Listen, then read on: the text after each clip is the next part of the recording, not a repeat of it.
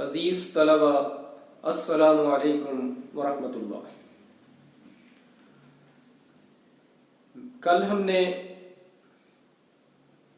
Drama ایک صنف کی حیثیت سے کیا ہوتا ہے اس کے متعلق پڑھا، اور اس کے بعد جو دستک کے رائٹر ہیں مرزا ادیب،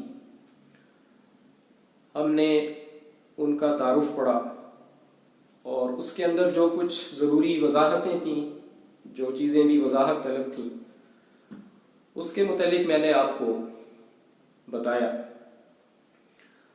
آج اس دوسرے لیکچر کے اندر ہم اس ڈرامے کا یعنی دستک کا مطالعہ کریں گے، اور دستک جو ہے یہ میں اس کا ایک مختصر سا تعارف آپ کو کروا دیتا ہوں، تاکہ ڈرامہ پڑھنے سے پہلے آپ کے ذہن کے اندر اس کا ایک خاکہ جو ہے وہ تشکیل پا جائے۔ دستک جو ہے یہ ایک سٹیج ڈرامہ ہے، یک بابی ڈرامہ ہے، 1 ایکٹ پلے۔ اور کل میں نے وضاحت کی تھی پچھلے لیکچر کے اندر کہ یک بابی ڈرامے وہ ہوتے ہیں کہ جسے ایک ہی نشست کے اندر دیکھا جا سکتا ہے، اور مختصر دورانیے کا یہ کھیل ہوتا ہے۔ تو یہ دستک جو ہے یہ بھی مختصر دورانیے کا یک بابی ڈرامہ ہے، اور اس ڈرامے کے 3 کردار ہیں۔ ایک ڈاکٹر زیدی جو ایک ادھیڑ عمر کے انسان ہیں اور پیشے کے اعتبار سے ظاہر ہے کہ وہ ڈاکٹر ہیں۔ ایک ان کی اہلیہ بیگم زیدی، اور ایک نوجوان ڈاکٹر ہے ڈاکٹر برہان۔ یہ 3 کردار ہیں جو اس سٹیج ڈرامے کے اندر موجود ہیں۔ ڈاکٹر زیدی کسی وقت میں ایک بڑے مشہور ڈاکٹر ہوا کرتے تھے، اور لوگوں کی ایک بڑی تعداد ان کے پاس علاج کے لیے آتی تھی۔ لیکن پھر ایک روز ایسا ہوا کہ ان سے ایک غلطی ہوئی، اور وہ غلطی یہ تھی کہ رات کے وقت ایک مریض، ایک بوڑھا شخص جو ہے وہ ان کے پاس آیا، اور اس نے آ کر ڈاکٹر صاحب سے التجا کی کہ اس کا بیٹا موت اور حیات کی کشمکش کے اندر مبتلا ہے، لہٰذا آپ میرے ساتھ چلیے اور اسے دوا دیجیے۔ ڈاکٹر صاحب نے رات کے اس سمے اس شخص کے ساتھ، اس بوڑھے شخص کے ساتھ جانے سے انکار کر دیا۔ اس بوڑھے شخص نے ڈاکٹر صاحب کی بہت منت سماجت کی، لیکن ڈاکٹر صاحب اس کے ساتھ جانے کے لیے تیار نہ ہوئے، بلکہ اسے انہوں نے زبردستی گھر سے نکال دیا، اور وہ بوڑھا بڑی دیر تک دروازے کے اوپر دستک دیتا رہا، اور آخر مایوس ہو کر وہ چلا گیا۔ اگلی صبح جب ڈاکٹر صاحب اٹھے، بیدار ہوئے، اور انہوں نے نئے دن کا آغاز کیا، تو انہیں اپنے رات کے اس واقعے کے اوپر، اپنی رات کی اس حرکت کے اوپر بڑی شرمندگی ہوئی، اور انہیں ایک ملامت کا احساس، ایک ندامت کا احساس، اور ایک پچھتاوے کا احساس جو ہے وہ ہونے لگا، اور اس احساس نے انہیں پورے طریقے سے اپنے گھیرے میں لے لیا۔ اب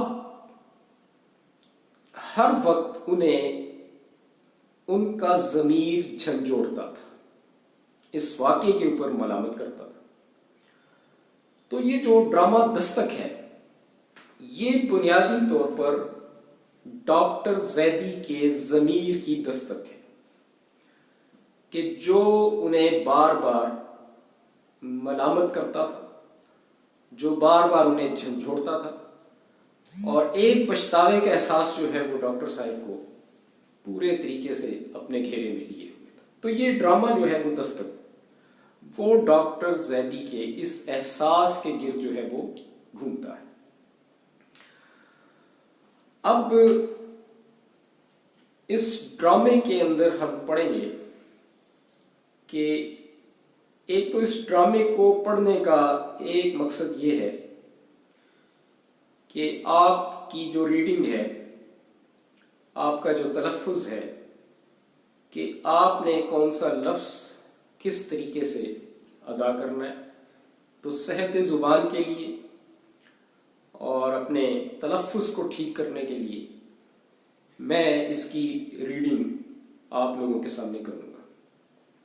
دوسرا، جہاں پہ ضرورت ہوگی، کوئی لفظ مشکل ہوگا یا وضاحت طلب ہوگا، تو میں اس کی وضاحت بھی ساتھ ساتھ کرتا چلا جاؤں گا، اور آپ لوگوں نے اپنی پینسلیں اپنے ہاتھ میں رکھنی ہے، ٹھیک ہے، اور اس کے بعد آپ کو جو چیز بتائی جائے گی آپ نے کتاب کے اوپر ہی اس کے مطالب، یا اگر کوئی وضاحت والی بات ہے تو اس کے اوپر آپ نمبر دے کر نیچے حاشیہ کے اندر آپ لکھ سکتے ہیں، فٹ نوٹ لکھ سکتے ہیں، اور یہ چیز اس طریقے سے آپ اپنی کتاب کے اوپر ہی اس کے نوٹس جو ہے وہ تیار کرتے جائیں۔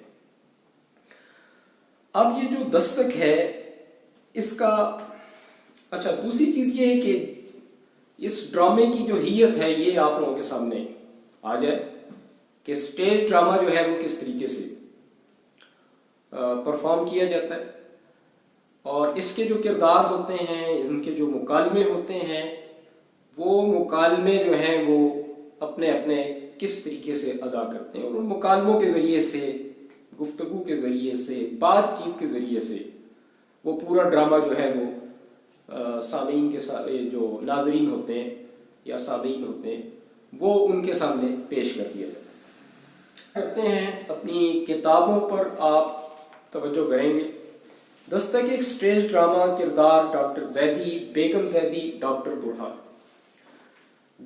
اچھا یہ منظر ہے ڈاکٹر زیدی کا کمرہ۔ منظر کیا ہوتا ہے کہ جو سٹیج پہلے سیٹ کیا جاتا ہے، اس کے اوپر جو جو چیزیں اس ڈرامے کے لیے پیش کرنے کے لیے ضروری ہیں ان کو سٹیج کے اوپر پہلے سیٹ کیا جاتا ہے۔ اس سے پہلے اس کے پیچھے آگے جو ہے وہ پردہ ہوتا ہے، پردے کے پیچھے یہ ساری سیٹنگ ہوئی۔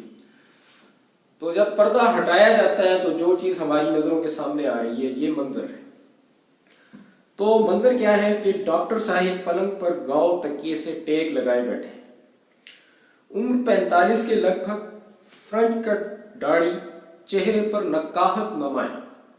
نقاہت کہتے ہیں کمزوری کو، تو چہرے پر نقاہت نمایاں۔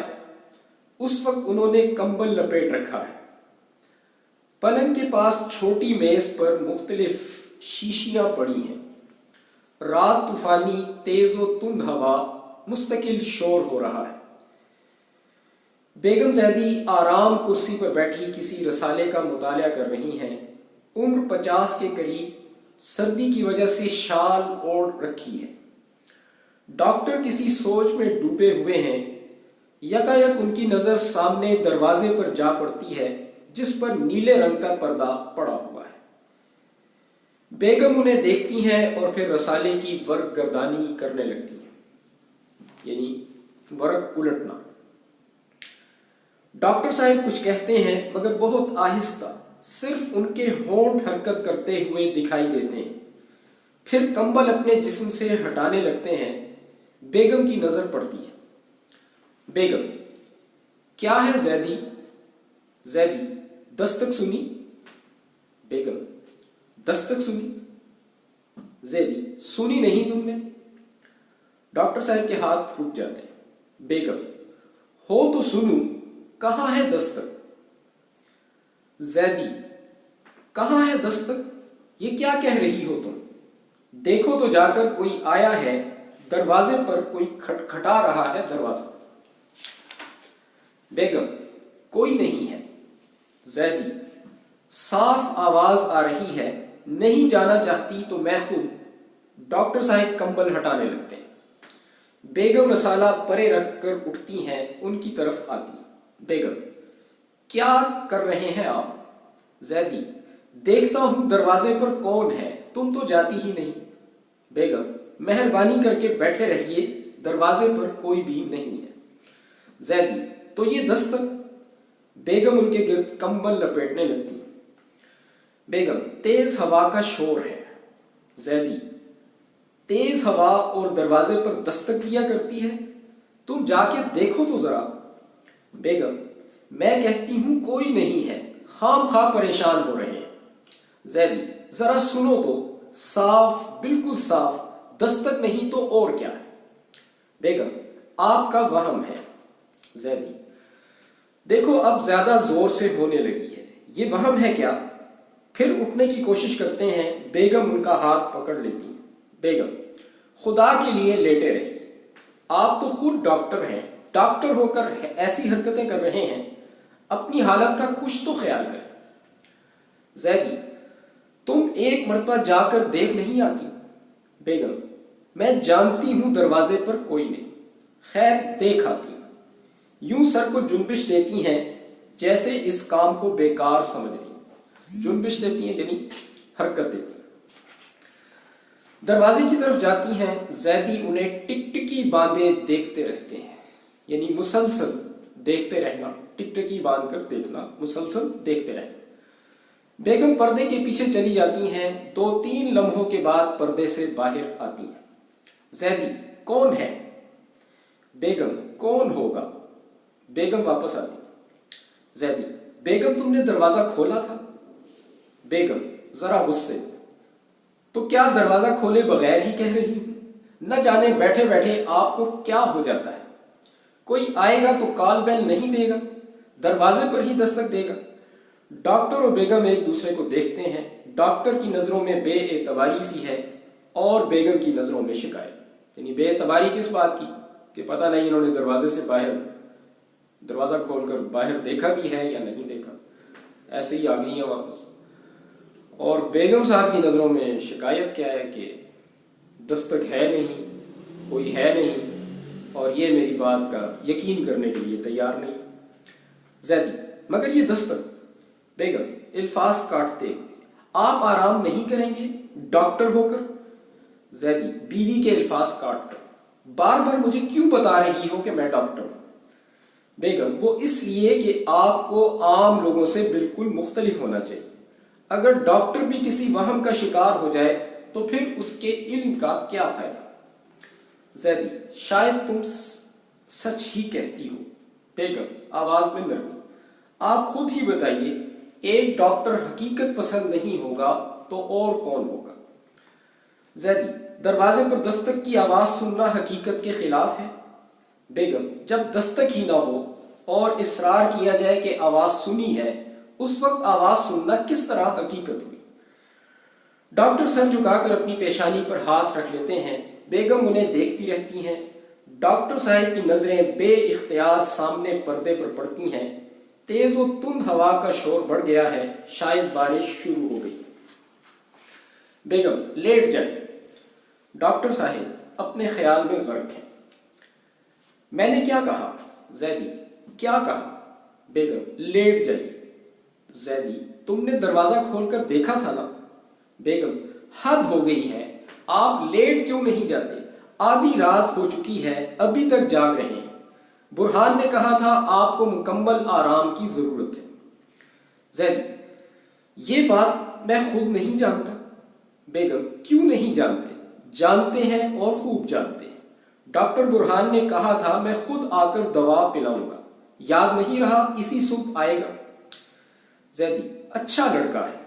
بیگم: میں نے اتنا ذمہ دار اور فرض شناس نوجوان آج تک نہیں دیکھا، سوائے کام کے اور کچھ سوچتا نہیں اسے، ہر وقت کام، دن ہو یا رات، کام کے علاوہ اور کوئی غرض نہیں، یہ ہے فرض شناسی۔ زیدی: ڈاکٹر کو فرض شناس ہی ہونا چاہیے۔ یہ کہتے ہوئے ڈاکٹر صاحب پھر سامنے پردے کو دیکھنے لگتے ہیں۔ بیگم: آپ پھر توبہ ہے، ڈاکٹر برہان آئیں گے تو کہوں گی۔ زیدی: کیا کہو گی؟ بیگم: یہ بھی تو ایک بیماری ہے، دروازے پر کوئی ہے نہیں اور آپ ہیں کہ دستک کی آواز سن رہے ہیں، ایک بار نہیں کئی بار ایسا ہوا ہے۔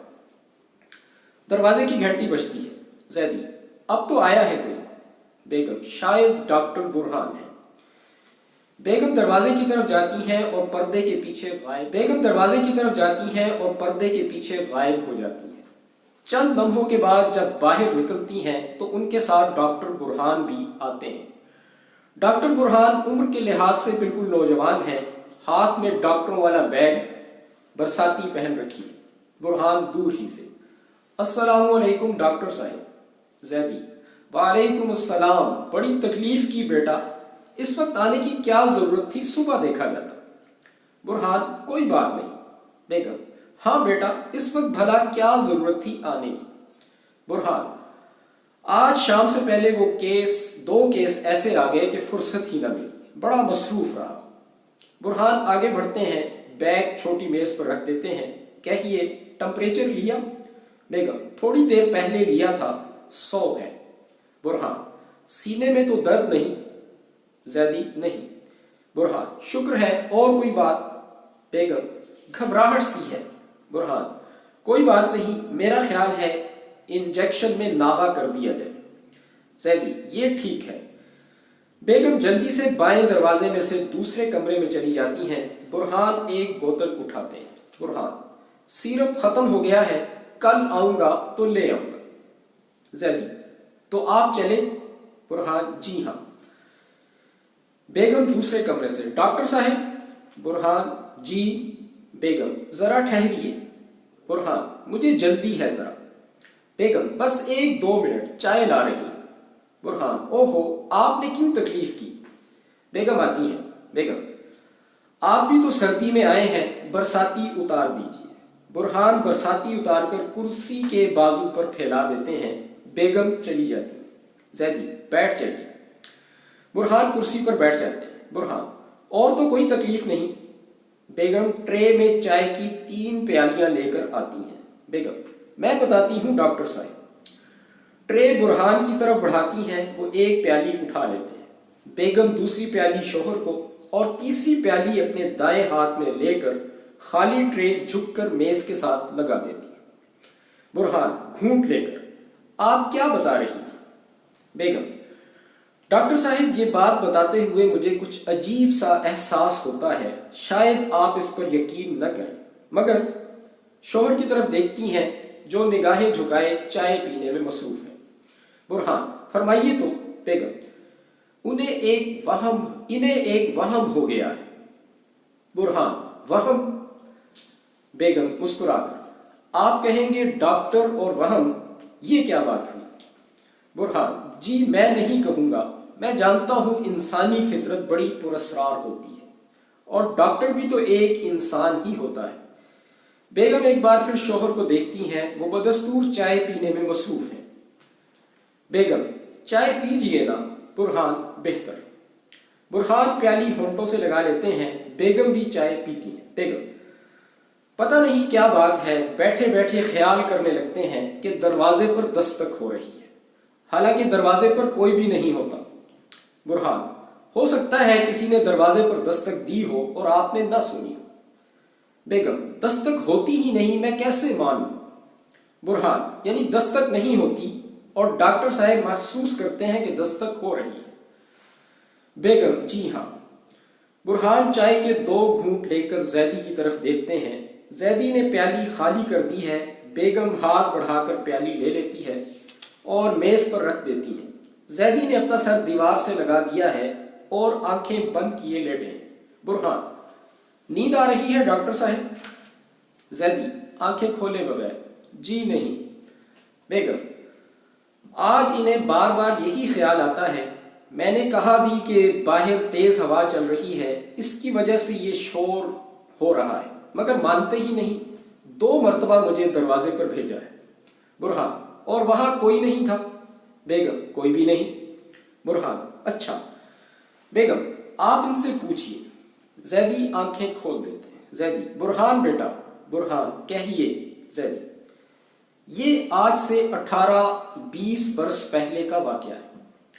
اس زمانے میں میری پریکٹس خوب چلتی تھی، سر کھجانے کی بھی فرصت نہیں ملتی تھی۔ ڈسپینسری اور گھر پر مریضوں کا تانتا بندہ رہتا تھا، یعنی قطار لگی رہتی تھی۔ مراد یہ ہے کہ بہت سارے مریض یکے بعد دیگرے آتے چلے جاتے تھے۔ ڈسپینسری اور گھر پر مریضوں کا تانتا بندہ رہتا تھا۔ ایک رات میں دیر سے گھر پہنچا اور پہنچتے ہی بستر پر گر پڑا، بری طرح تھک چکا تھا۔ برہان پیالی میز پر رکھ دیتے ہیں، بیگم پیالی ہاتھ میں لیے غور سے دیکھ رہی ہے۔ کچھ دیر بعد میرے نوکر نے آ کر بتایا کہ کوئی بڑے میاں آئے ہیں اور آپ کو ساتھ لے جانا چاہتے ہیں۔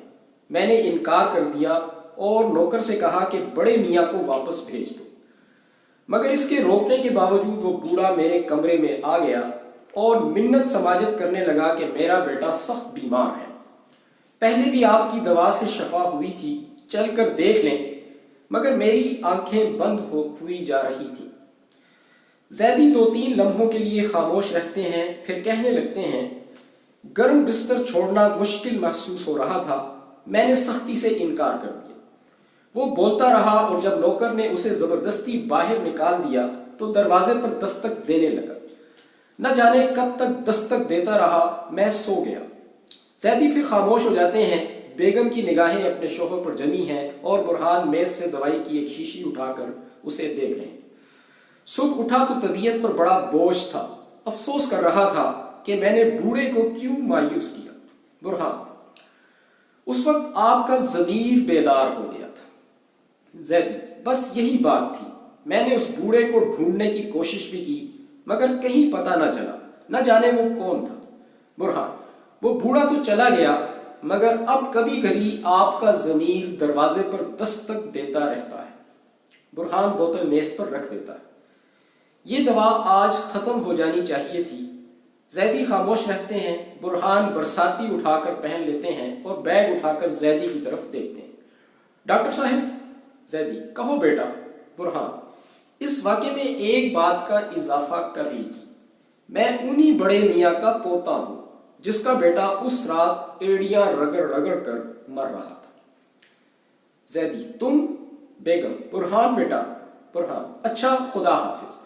ڈاکٹر صاحب اطمینان کے ساتھ سو جائیے، اب دروازے پر دستک نہیں ہونی چاہیے، آرام کیجیے، شب بخیر، کل حاضر ہوں گا۔ برہان دروازے کی طرف بڑھتا ہے اور جلدی سے پردے کے پیچھے غائب ہو جاتا ہے۔ زیدی اور بیگم خاموشی سے دیکھتے رہتے ہیں۔ برہان کے پردے کے پیچھے جاتے ہی پردہ گرتا ہے، پسے پردہ۔ تو یہ وہ دستک ہے جو دروازے کی دستک سے شروع ہوئی تھی اور آخر کار ایک ضمیر کی خلش بن کر ڈاکٹر زیدی کو بار بار جھنجھوڑتی ہے، بار بار جگاتی ہے اور انہیں بار بار ملامت کا نشانہ بناتی۔ تو یہ ڈرامہ ہے کہ جس کا مطالعہ ہم نے کیا۔ تو اس ڈرامے کے اندر جو چیزیں وضاحت طلب تھیں، جو مشکل الفاظ تھے، ان کے معنی میں نے آپ کو بتا دیے۔ اب انشاءاللہ ہم اپنے اگلے لیکچر کے اندر اس کے جو مشقی سوالات ہیں اس کے اوپر بات کریں گے اور ان مشقی سوالات کے جوابات میں آپ کے لیے لے کر آؤں گا۔ اس وقت تک کے لیے اللہ حافظ، اپنا خیال رکھیے گا اور گھر کے اندر سکون سے قرار کے ساتھ رہیے گا۔ اللہ تعالیٰ آپ لوگوں کو اپنی